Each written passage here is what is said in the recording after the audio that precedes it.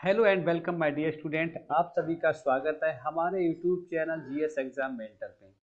और हम डिस्कस करने वाले हैं, बात करने वाले हैं आज ईएमआरएस का जो वार्डन का क्लासेस स्टार्ट हुई थी, वार्डन की क्लासेस स्टार्ट हुई थी।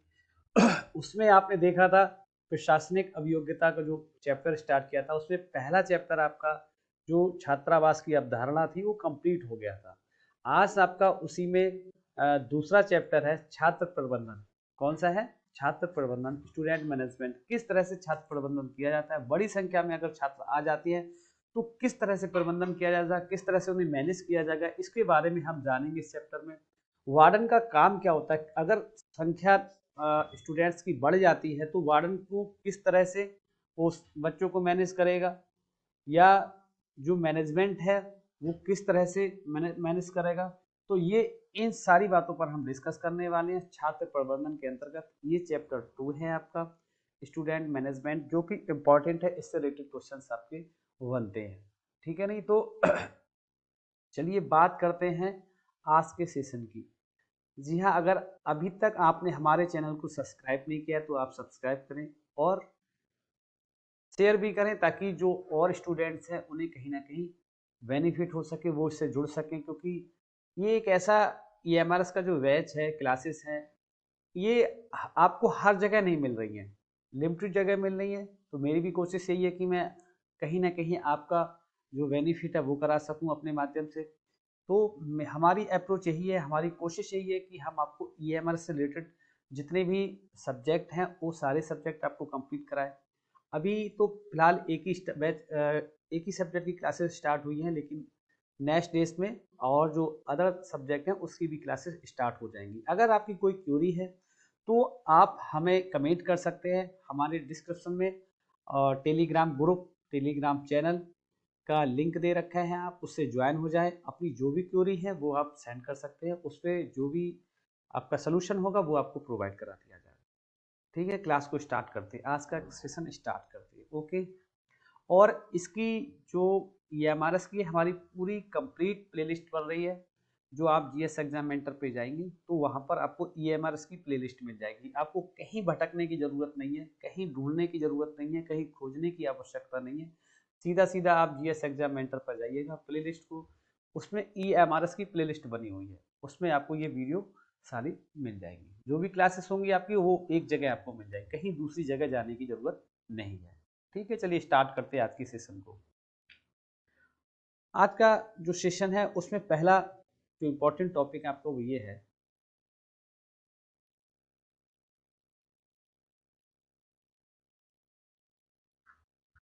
ये हमारा आवासीय विद्यालयों में छात्र संख्या के प्रबंधन के लिए कुछ महत्वपूर्ण पहलू।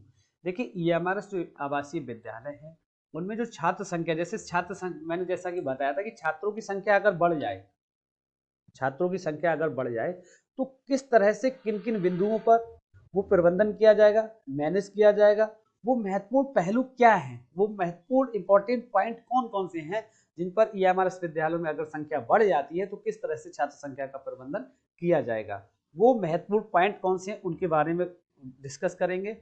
और ये इंपॉर्टेंट भी रह जाता है, इससे क्वेश्चंस भी आपके पूछे जाते हैं कि क्या कौन कौन से ऐसे पॉइंट हैं। तो सबसे पहला पॉइंट जो आपका आता है, इंपॉर्टेंट पहलू जो है, इंपॉर्टेंट पॉइंट जो है वो आपका ये है कि छात्र छात्राओं को अलग अलग हॉस्टल का आवंटन। देखिए, हॉस्टल के अंतर्गत ईएमआरएस जो भी आवासीय विद्यालय है उसमें हॉस्टल के अंतर्गत सबसे पहला तो ये होता है कि छात्र और छात्राओं को अलग अलग रखा जाएगा। उनके लिए अगर संख्या बढ़ जाती है जो भी है तो छात्र छात्राओं को अलग अलग हॉस्टल प्रोवाइड कराए जाते हैं, आवंटित किए जाते हैं। जैसे मैं आपको बताता हूँ, अगर ये मान लो ये है आपका, ये हॉस्टल है, तो ये अगर बॉयज हॉस्टल है तो ये कहीं इधर दूसरे साइड में आपका गर्ल्स हॉस्टल होगा। ऐसा नहीं ये बॉयज है यहाँ पे ये गर्ल्स हॉस्टल हुई, ऐसा नहीं होगा। ये अलग अलग होंगे दोनों हॉस्टल और अलग अलग आवंटित किए जाएंगे। ठीक है। दूसरा, जूनियर व सीनियर छात्र छात्राओं के लिए अलग से हॉस्टल की व्यवस्था। इसमें जूनियर और सीनियर जो छात्र छात्रा हैं उनके लिए अलग से हॉस्टल की व्यवस्था की जाती है, की जानी चाहिए। नेक्स्ट, विभिन्न रजिस्टर के माध्यम से छात्रों का रिकॉर्ड प्रबंधन। ईएमआरएस विद्यालयों में कई तरह के रजिस्टर आपके चलते हैं। रजिस्टर के आगे एक पूरा चैप्टर है, उस पर हम रजिस्टर के बारे में पूरा डिस्कस करेंगे, लेकिन यहाँ पर समझ लेते हैं कि विभिन्न रजिस्टर के माध्यम से छात्रों का रिकॉर्ड प्रबंधन का मतलब क्या है। विभिन्न रजिस्टर के माध्यम से छात्रों का रिकॉर्ड प्रबंधन का मतलब ये है कि जब जो प्ले ग्राउंड होता है आपका, प्ले ग्राउंड होता है, वहां पर अटेंडेंस लगती है आपकी, वहां पर देखा जाता है स्टूडेंट कितने हैं। फिर क्लास में जब जाते हैं स्टूडेंट्स तब पूछा जाता है कितने हैं, वहां पर अटेंडेंस लगती है। इसके बाद आपका जो कहना चाहिए कि मैस होती है, उसमें जब भोजन करने जाते हैं स्टूडेंट्स तब वहां पे लगती है। तो ये लगातार अलग अलग, इसलिए इसके बाद जब सारी पूरी सुबह से शाम तक का जो पढ़ाई का सिस्टम हो जाता है, जब हॉस्टल में बच्चा वापस आता है, हॉस्टल से जब निकलता है, हॉस्टल में जब अंदर फिर से जाता है अपने रूम में, जो भी उसे रूम प्रोवाइड कराया जाता है, तो उसमें फिर से काउंटिंग होती है। आखिर बच्चा जितनी क्रियाकलाप सुबह से शाम तक उसमें हुई थी, उनमें सभी में पार्टिसिपेट उसने किया या नहीं किया। अगर कहीं पे मिस है तो वार्डन का काम है उसको आगे उसे कहना चाहिए, उसे समझाना, बताना। इसके बाद भी अगर वो नहीं मानता है तो इसके बाद उसकी जो प्रिंसिपल होते हैं उनसे शिकायत करना। इसके बाद उसको एक गार्जियंस होते हैं उनको बताना ये चीज़।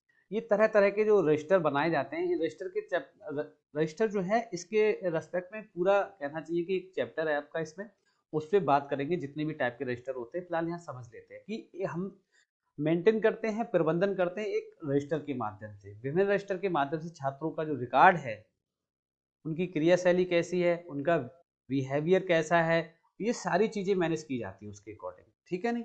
नेक्स्ट, पुरुष व महिला छात्रों को अलगाव स्थिति सुनिश्चित करना। पुरुष और महिलाओं, जो पुरुष और महिला छात्राएं हैं, छात्र और छात्राएं होती हैं, जो पुरुष मतलब लड़के और लड़कियों को ये निश्चित किया जाता है कि उन्हें अलग अलग, हर कीमत पे उन्हें अलग अलग रखना होता है। ये सुनिश्चित करना है कि उन्हें अलग अलग ही रखा जाएगा। ठीक है नहीं। अलग अलग उनके रूम होंगे, अलग अलग हॉस्टल होंगे, ये सारी व्यवस्थाएं उन्हें किसी भी कीमत पे लड़के और लड़कियों को हम एक साथ नहीं रख सकते। ठीक है। ये इंपॉर्टेंट पॉइंट थे छात्र की संख्याओं के प्रबंधन के। नेक्स्ट देखते हैं, नेक्स्ट पॉइंट हमारा क्या है। नेक्स्ट पॉइंट है हॉस्टल या हाउस का आवंटन। किस तरह से हॉस्टल और हाउस का आवंटन किया जाता है। तो देखिए, जो ईएमआरएस विद्यालय आपके, एकलव्य मॉडल आवासीय विद्यालय आपके, इसमें दो स्तरीय हाउस सिस्टम होता है। इसमें दो तरह से जो हॉस्टल होता है, हाउस होता है, उसमें आवंटन होता है। किस तरह से, एक होता है, पहला हो जाता है आपका जूनियर सदन, दूसरा हो जाता है सीनियर सदन। जूनियर सदन में कहां से कहां तक की क्लासेस आती हैं।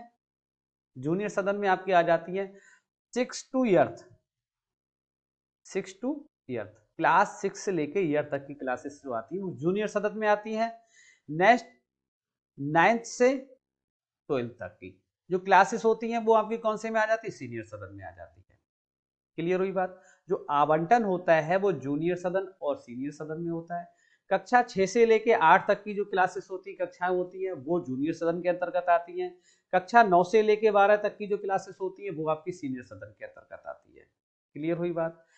एक बात और यहां से बता दें कि जो ईएमआरएस विद्यालय होते हैं, इसमें एडमिशन लेने के लिए आपको, जो बच्चा होगा, आपका बच्चा होगा, उसके लिए कक्षा 5 तक की पढ़ाई आपको किसी दूसरी जगह करानी होती है।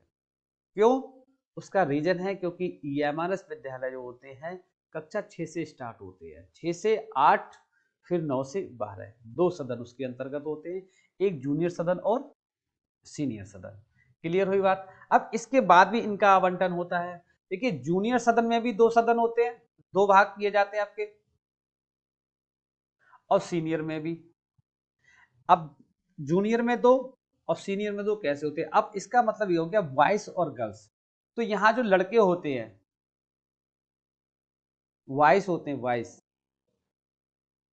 बॉयज के भी, बॉयज के भी कितने हो जाएंगे आपके भाई, 4 हॉस्टल हो जाएंगे। बॉयज के भी 4 हॉस्टल हो जाएंगे और गर्ल्स के भी 4 हॉस्टल हो जाएंगे। आगे बात समझ। बॉयज के भी 4 हॉस्टल हो जाएंगे और गर्ल्स के भी 4 हॉस्टल हो जाएंगे। 2 हो जाएंगे जूनियर और 2 हो जाएंगे सीनियर। वही सीन गर्ल्स का रहेगा, 2 जूनियर, 2 जूनियर गर्ल्स और 2 सीनियर गर्ल्स। तो इनके जो हॉस्टल हो जाएंगे वो टोटल कितने हो जाएंगे, 4 4 हो जाएंगे। 2 बॉयज के, 2 गर्ल्स के, 2 बॉयज के, 2 गर्ल्स के, तो 4 बॉयज के हो गए, 4 गर्ल्स के हो गए। क्लियर हुई बात? 4 बॉयज के और 4 गर्ल्स के हॉस्टल आपके आवंटित हो जाएंगे। ठीक है। नेक्स्ट देखिए, नोट क्या, ये इंपॉर्टेंट नोट है, इसको आप देख लेंगे। नोट है, गाइडलाइन के अनुसार लड़के व लड़कियों के हॉस्टल पूर्णतः अलग अलग होंगे। जूनियर व सीनियर हाउस की संख्या छात्र संख्या पर निर्भर करती है, अतः इसमें फेरबदल हो सकता है। बिल्कुल सही बात है, ये बात इंपॉर्टेंट भी है कि गाइडलाइन के अनुसार जो लड़के और लड़कियां होंगे उनके हॉस्टल को पूरी तरह से अलग अलग होंगे। उनके किसी भी कीमत पे लड़के और लड़कियों के हॉस्टल सेम नहीं हो सकते, एक नहीं होगा, पहली इंपॉर्टेंट बात। दूसरी आपको इंपॉर्टेंट बात और भी बता दें, कभी कभी क्वेश्चन पूछा जाता है कि अगर कोई, कहना चाहिए कि कोई आपदा आ जाती है, कोई प्राकृतिक आपदा आ जाती है, या हॉस्टल में आग लग जाती है, या कोई और, तो वहां पर अगर लड़के और लड़कियों को क्या एक साथ निकाल सकते हैं, क्या एक साथ बाहर कर सकते हैं? बताइए, क्या आप क्या राय देंगे अपनी, यस या नो? निकाल सकते कि नहीं? तो आपके दिमाग में आएगी बात, मन में बात आएगी कि हाँ बिल्कुल निकाल सकते हैं, क्योंकि ये परेशानी का दौर है, समस्या का दौर है और जानलेवा दौर है, तो इसमें हम निकाल सकते हैं। लेकिन नहीं, ये हमारे विद्यालयों में ये नहीं हो सकता। चाहे प्राकृतिक आपदा आ जाए, आग लग जाए, कुछ भी हो जाए, किसी भी सूरत में लड़के और लड़कियों को हम एक साथ नहीं रख सकते। या तो आप उस स्थिति में लड़कों को पहले निकाल दो, लड़कियों को बाद में, या आप पहले लड़कियों को निकाल दो, लड़कों को बाद में। ये इंपॉर्टेंट पॉइंट है, इससे क्वेश्चंस आपके लगातार बनते हैं। ठीक है, तो इसलिए ये छोटे छोटे जो पॉइंट है आपको इनको याद रखना होगा। गाइडलाइन के अनुसार सबसे पहले तो यही याद रखेंगे कि लड़के व लड़कियों को हॉस्टल को जो पूरी तरह से क्या होने चाहिए, अलग होने चाहिए। दूसरा, जो हाउस की संख्या होती है वो किस पे निर्भर करती है? जूनियर और सीनियर जो हाउस की संख्या होती है वो किस पे डिपेंड करती है? वो आप वो छात्र संख्याओं पे निर्भर करती है। जो सदन है आपके, हाउस है आपके, जूनियर और सीनियर जो हाउस है आपके, उनकी जो संख्या है, हाउस की जो संख्या है वो किस पे डिपेंड करेगी? छात्र संख्याओं पे निर्भर करती है। क्लियर हुई बात? ये देखिएगा, जूनियर व सीनियर हाउस की संख्या छात्र संख्याओं पर निर्भर करती है, अतः इसमें फेरबदल हो सकता है। लेकिन इसमें भी चेंजेस हो सकते हैं, ये एक्यूरेट नहीं है। क्लियर? ठीक है। नेक्स्ट, ईएमआरएस में लड़कों व लड़कियों के प्रभावी प्रबंधन व पर्यवेक्षण के लिए 2 सदनों हॉस्टल के अंतर्गत रखा गया है। मतलब ईएमआरएस में जो लड़कों और लड़कियां हैं, लड़के और लड़कियां जो हैं, इनका जो प्रभावी प्रबंधन और पर्यवेक्षण है, इनको 2 सदनों में रखा गया है, 2 सदनों के अंतर्गत रखा गया है। जूनियर और सीनियर, जूनियर सदन और सीनियर सदन। क्लियर हुई बात? किसके अंतर्गत रखा गया? जूनियर सदन और सीनियर सदन में रखा गया। इसके बाद फिर भी अंतर सदन या आंतरिक गतिविधियों के संचालन के लिए, इसके बाद भी आंतरिक गतिविधियों के संचालन के लिए दोनों सदनों को 4 समूहों में बांटा गया है। दोनों समूहों को 4 समूहों, दोनों सदनों को 4 समूहों में बांटा गया है। 2 बॉयज 2 गर्ल्स, 2 बॉयज 2 गर्ल्स। ठीक है।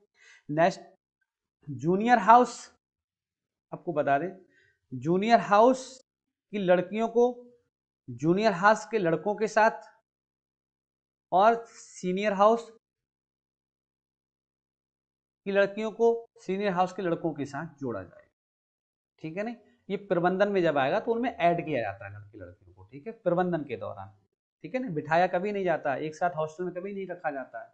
ठीक है, ये चीज ध्यान रखेंगे। नेक्स्ट, मकानों का आवंटन, ये भी इंपॉर्टेंट पॉइंट आपका। मकानों का आवंटन किस तरह से होगा? देखिए, मकानों का आवंटन जब क्या होता है, जब स्टूडेंट उसमें एडमिशन लेता है, विद्यालय में प्रवेश लेता है, तो उसी दौरान अलॉटमेंट हो जाता है आपके हाउस का। उस दौरान आपको जो अलॉटमेंट हो जाएगा हाउस का, उसी हाउस में आपको रहना पड़ता है।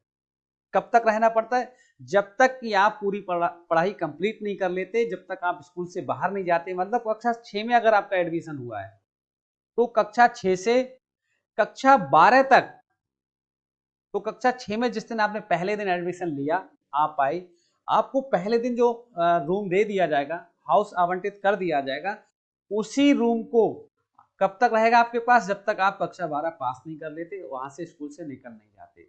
ऐसा नहीं है हर साल उसको चेंज किया जाए, उसको हर साल चेंज करने में दिक्कत आती है, हर साल रूम हाउस चेंज करने से ये उचित नहीं है, बच्चे को इसमें परेशानी होती है। इसलिए एक बार जो हाउस आवंटित कर दिया जाता है स्टूडेंट के लिए, वो तब तक रहता है जब तक कि स्टूडेंट स्कूल से बाहर नहीं निकल जाता है, कक्षा 12 तक उस पर वही रहता है।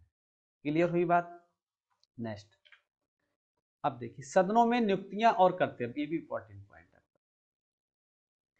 सदनों में नियुक्तियां और कर्तव्य, तो देखिए प्रत्येक सदन के अंतर्गत में मतलब क्या होता है, जूनियर और सीनियर सदन, जूनियर और सीनियर सदन को में निम्नलिखित हमें नियुक्तियां करनी चाहिए। क्यों करनी चाहिए, किस आधार के लिए करने चाहिए, तो देखिए हमें जो नियुक्तियां हैं वो इसलिए की जानी चाहिए, इससे क्या होता है कि स्कूल, अब नियुक्तियां किस आधार पे करनी चाहिए, जैसे हाउस कैप्टन, हाउस उप कैप्टन, प्रीफेक्ट, इसकी नियुक्तियां क्यों करनी चाहिए, इनकी नियुक्तियां जो है स्कूल के प्रत्येक कार्यों में उनके अच्छे प्रदर्शन के आधार पे करनी चाहिए। तो देख लेंगे, हाउस कैप्टन पूछा जाता है कितने होते हैं आपके, एक होता है, हाउस उप कैप्टन एक, प्रीफेक्ट्स दो होते हैं, ठीक है, ये संख्या पूछी जाती है, इनको याद रखना। अब ये तो हॉस्टल के आधार पे हो गया, ये तो किसके आधार पे हो गया, हॉस्टल के आधार पे। उसी तरह से जो वार्डन होता है आपका, वार्डन होता है, तो स्कूल के प्रभावशाली प्रबंधन के लिए, स्कूल के प्रभावशाली प्रबंधन के लिए, मैं नोट कर दे रहा हूं यहां पर ये बात, क्योंकि इंपॉर्टेंट पॉइंट है ये, इसलिए नोट कर दे रहा हूं मैं यहां पर।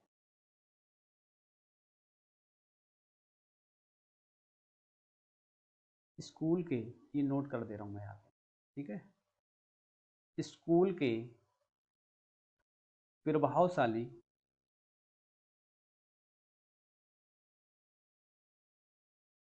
प्रबंधन के लिए, प्रबंधन के लिए प्रभावशाली प्रबंधन के लिए सभी, जितने भी वार्डन होंगे, सभी वार्डन के परामर्श से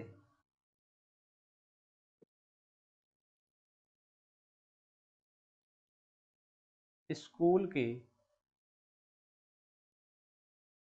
प्रभावशाली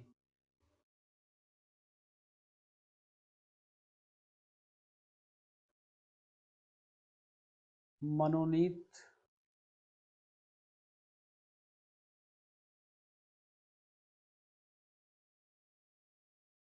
मनोनीतियों की सदस्यता, ये किसके आधार पर ली जाती है, ये वार्डन के परामर्श से ली जाती है। कौन से, एक स्कूल कैप्टन होगा आपका, स्कूल कैप्टन कितने होंगे, एक स्कूल उप कैप्टन होगा, स्कूल उप कैप्टन होगा, मतलब एक स्कूल उप कैप्टन बॉयज का होगा, एक स्कूल उप कैप्टन गर्ल्स का होगा, तो इनकी संख्या एक ही एक रहती है, इनकी संख्या कितनी रहती है, एक ही एक रहती है। क्लियर हुई बात? एक बात और बता दें आपको, जो वार्डन की नियुक्ति होती है, वार्डन की जो नियुक्ति होती है, मतलब कितने बच्चों पर एक वार्डन रखा जाता है, कितने बच्चों पर एक वार्डन रखा जाता है,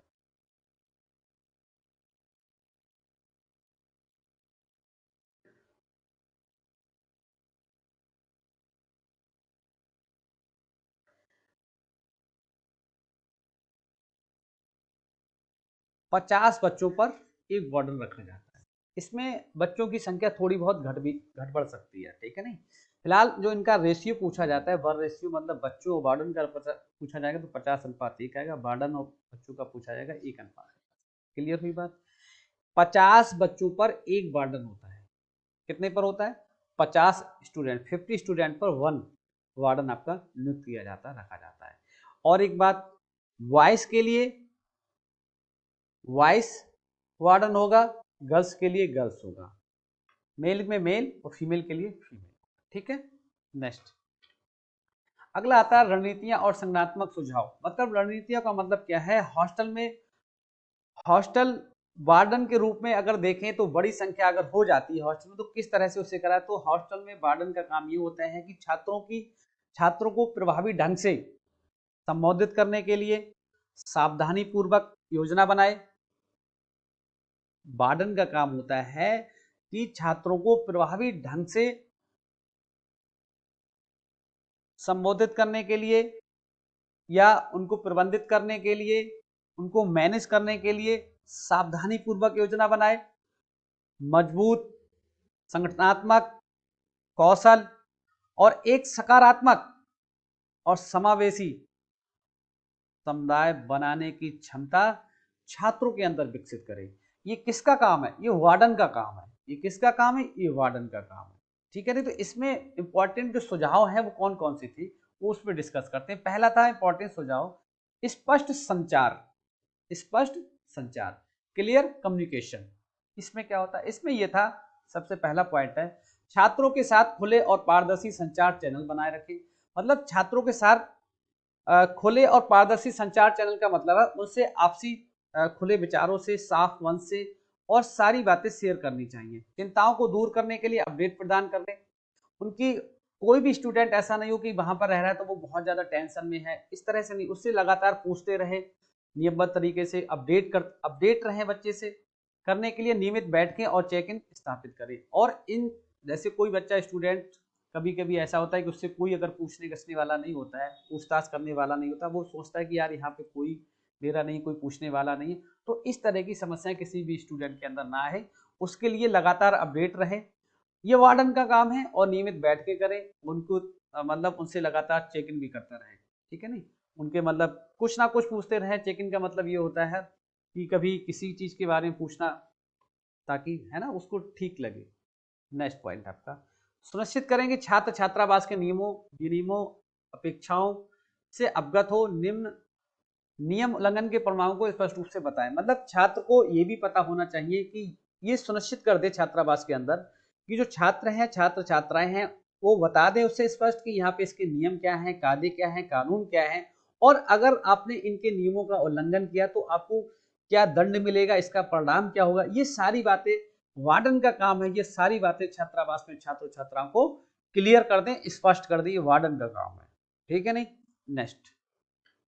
नेक्स्ट आपका आता है जिम्मेदारियों का प्रत्यायोजन।